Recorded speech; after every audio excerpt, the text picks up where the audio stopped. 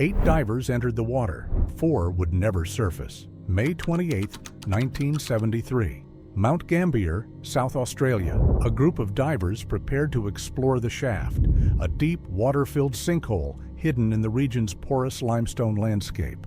It was supposed to be an exciting dive. Challenging conditions, experienced team, familiar territory. But what happened that day in the depths of the shaft would change Australian cave diving forever.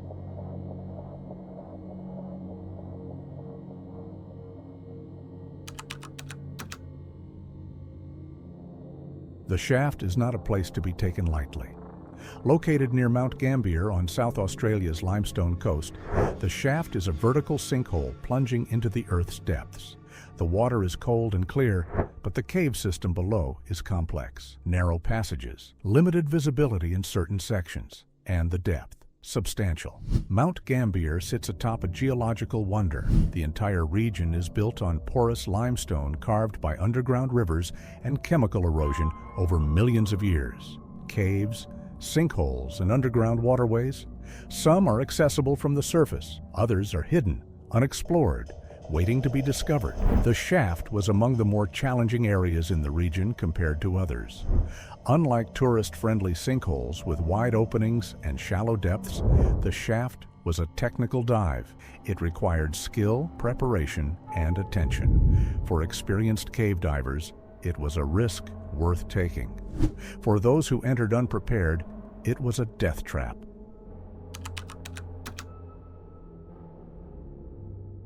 That autumn morning, 8 divers gathered at the edge of the shaft.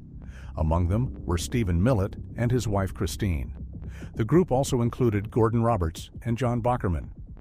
All were experienced divers, but at that time, formal cave diving certification and training standards didn't yet exist in Australia.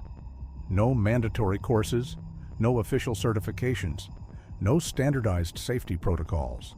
In 1973, cave diving was learned through experience, mentorship, and trial and error. Divers shared knowledge informally. Techniques were passed from one generation to the next. The plan: descend together, explore the underwater passages, and return safely together within the planned time.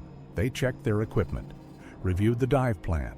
Everything seemed in order. But cave diving has a habit of exposing even the smallest negligence.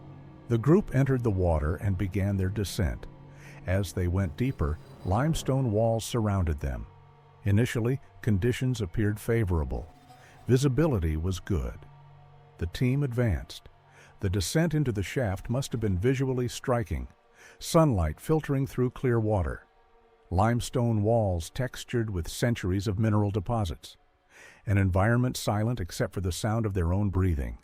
But in cave diving, beauty is deceptive. The same clear water that lets you see also causes you to misjudge distances. The same silence that feels peaceful also means you're completely alone if something goes wrong. As they penetrated further into the cave system, something went wrong.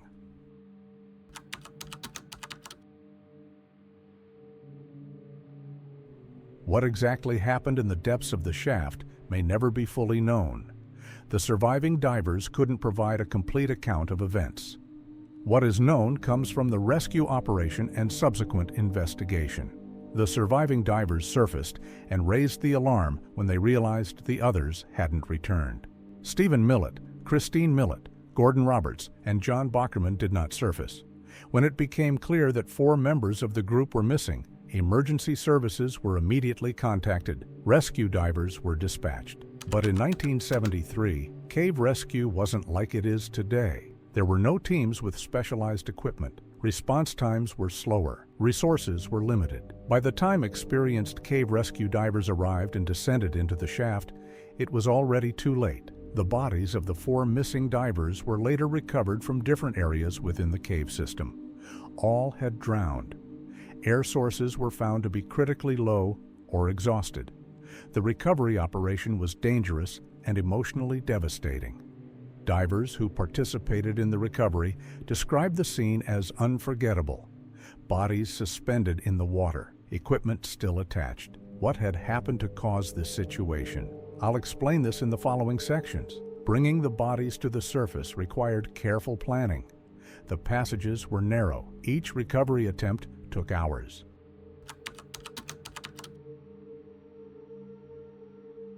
The subsequent investigation identified several contributing factors, though the exact sequence of events could never be definitively reconstructed.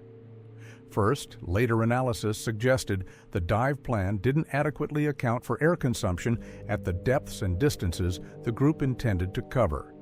Cave diving consumes air faster than open water diving due to depth, exertion, and stress. The deeper you go, the faster you breathe. The more effort you expend, the faster your tanks empty. In open water, running low on air means surfacing immediately. In a cave, running low on air means you still need to navigate back through the passages you came through, and that takes time. If you miscalculated your air supply, you might not make it.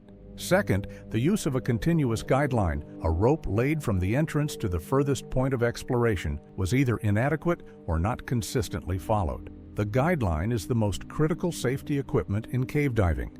It's your lifeline to the surface. Without it, you get lost. In clear water with good visibility, a safety rope might seem unnecessary. You can see where you're going, you can see where you came from, but visibility can change in seconds. A single fin kick can stir up sediment and turn crystal clear water into a blinding cloud. And when that happens, without a guideline, you're swimming toward death. Third, evidence suggests the group separated at some point during the dive. Bodies were found in different areas of the cave, meaning they weren't together when this happened. Why they separated, and whether it was intentional or accidental, remains uncertain.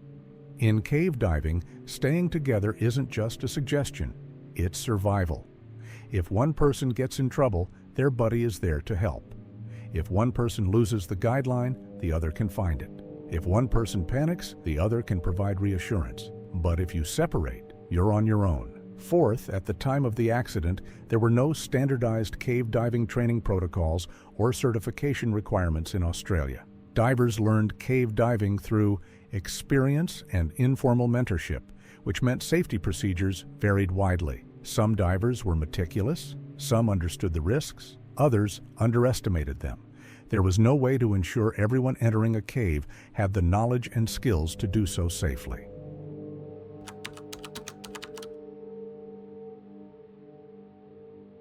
The 1973 Mount Gambier accident became a turning point for cave diving in Australia. Following the tragedy, the Cave Divers Association of Australia, CDAA, was established.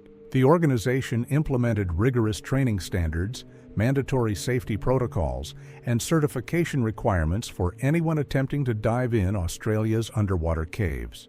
The CDAA's purpose was simple: prevent another tragedy like the Shaft. The core principles established by the CDA were based on lessons learned from accidents like the Shaft. Always use a continuous guideline from the entrance to the furthest point of penetration. Plan air supply with a significant reserve for the return journey. The rule of thirds: 1/3 out, 1/3 back, 1/3 reserve. Always stay with your buddy. Never separate. Turn back before reaching 1/3 of your air supply. Abort the dive immediately if conditions deteriorate or uncertainty arises. No exceptions. These rules weren't arbitrary. They were written in response to real deaths, real mistakes, real consequences. The CDAA also created training courses, certification levels, and regular safety drills. Divers had to demonstrate proficiency in guideline use, air management, and emergency procedures before being allowed to attempt advanced cave dives. Today, the Shaft remains a restricted dive site. Only highly trained and certified cave divers are permitted to enter, and even then, strict protocols are followed.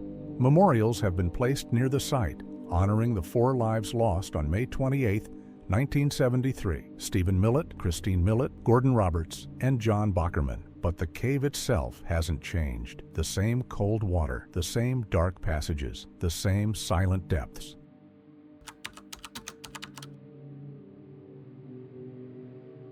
Cave diving is inherently dangerous. It requires technical skill, mental discipline, and respect for the environment. It's not for the unprepared. The 1973 Mount Gambier accident is a harsh reminder of what can happen when planning fails, when safety measures are inadequate, when the environment is underestimated. Stephen, Christine, Gordon, and John weren't reckless. They were divers operating within the standards of their time, but those standards weren't enough. The investigation couldn't determine exactly why those who didn't surface failed to return. They may have run out of air while searching for the exit. They may have separated by accident or by choice. What is certain is that they couldn't return. The survivors carried the weight of that day for the rest of their lives. They surfaced, and their friends didn't. The shaft took 4 lives on May 28, 1973, and in doing so, it changed the future of cave diving in Australia. The rules now exist. Training is mandatory. Protocols are strict, but none of it brings back the 4 people lost in the shaft. Since then, thousands of divers have been trained under the standards created as a result of this tragedy. Countless lives have been saved because of the lessons learned on May 28, 1973. The work of the CDAA continues today. Since the organization's founding, cave diving deaths in Australia have significantly decreased. Training is rigorous, safety is robust. Stephen Millott, Christine Millett, Gordon Roberts, John Bockerman. Their deaths were not in vain, but they should never have happened.